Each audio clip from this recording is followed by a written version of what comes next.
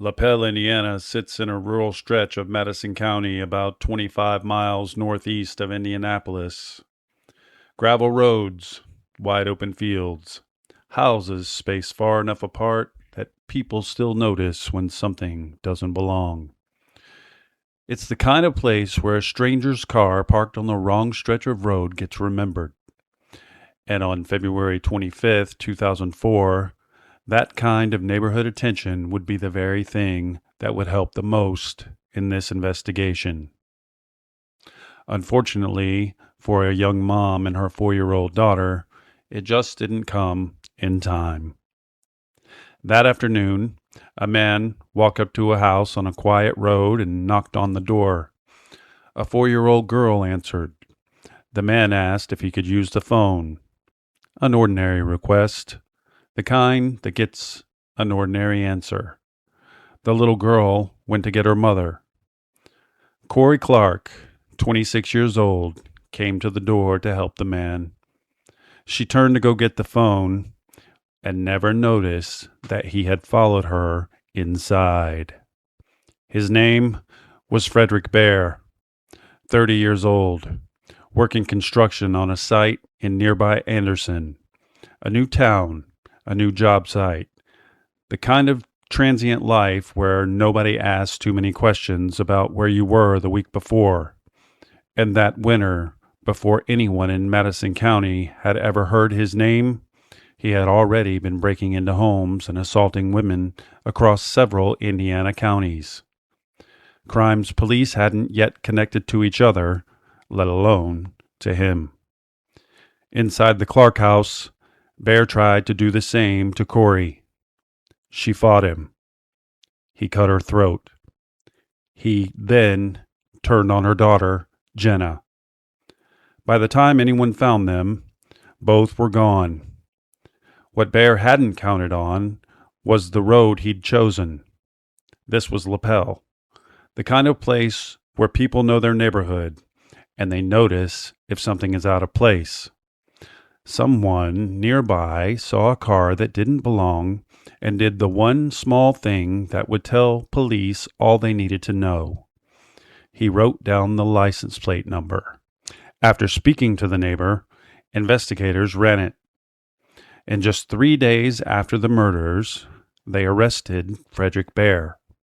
At first, he denied everything. The burglaries, the assaults, weeks of crimes across multiple counties that police were now able to put a name to. It was only once investigators laid out evidence that had nothing to do with Cory or Jenna Clark that Baer started talking at all. He admitted to the burglaries, and he admitted to the other attacks. And then, slowly, he admitted to more. I told her, "Don't scream," he would say later, describing what happened inside that house. He said everything fell apart from there. He described the assault on Cory Clark. He described killing her. He described cutting her throat. But he never fully explained why he turned the knife on that 4-year-old little girl. At trial, Baer's defense argued he was guilty, but mentally ill, that he understood right from wrong, but that something inside of him was broken enough to explain what he'd done. It wasn't a claim that he hadn't done it. By then, nobody was arguing that. It was an argument about why, and about what should happen to him because of why. A jury of Madison County residents didn't accept it. They convicted him on both counts and recommended the death sentence unanimously. For over a decade, that's where the story ended. Fredrick Baer sat on death row at Indiana State Prison, waiting on an execution date that kept moving further down the calendar while the appeals worked their way through the courts. Then, in January of 2018, that ending came apart. A 3-judge panel on the 7th Circuit Court of Appeals decided to throw out his death sentence, not because of any doubt about what he'd done, but because the lawyers who defended him at trial. The court ruled Baer had received ineffective counsel, representation so flawed at the sentencing stage that it undermined confidence in the outcome. Under federal law, that's enough to void the death sentence regardless of whether he was guilty or not. Guilt was never the question. The question was whether the system had followed its own rules on the way to killing him. Back in Madison County, prosecutors had a decision to make: fight to put Baer back on death row, or now offer him life without parole instead. Another death row fight could drag on for years. Another trial, another jury, another set of appeals. They chose not to fight that fight. They chose life without parole, not because anyone doubted what he'd done, because Cory and Jenna Clark's families said that it was an outcome that they could live with. After 14 years of a case that had never really let them go, they decided to end it. The prosecutor, Rodney Cummins, would later say the offer only stood because the family approved of it. It wasn't mercy from the state. It was mercy the state was passing along from a family who had every reason in the world to withhold it, but didn't. At his resentencing hearing, Baer read a short statement. His voice broke reading it. "I am deeply sorry," he said, "for the terrible grief and pain that I have caused you."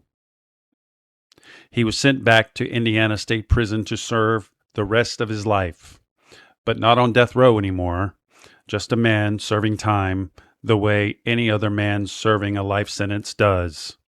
And that should be the end of it. It isn't. In June of 2026, 22 years after he knocked on Cory Clark's door, Indiana's Attorney General asked the United States Supreme Court to put Fredrick Baer back on death row. The state argues that the Seventh Circuit got it wrong in 2018, that the appeals court overstepped the deference that it owed to Indiana's own courts when it threw out a sentence a jury had returned unanimously. The Supreme Court hasn't ruled yet.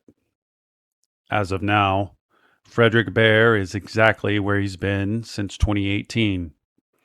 Alive, in prison, serving a life sentence that the state of Indiana is actively trying to take back and turn into an execution date.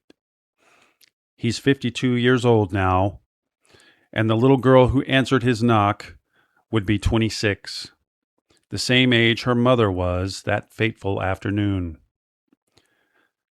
2004 to 2026, and the case still isn't closed. It's sitting on a docket in Washington, waiting on 9 people to decide whether the story ends the way the jury in Madison County said it should back before any of this, the appeal, the resentencing, the family's mercy, the state's second attempt to undo that mercy, had even happened yet.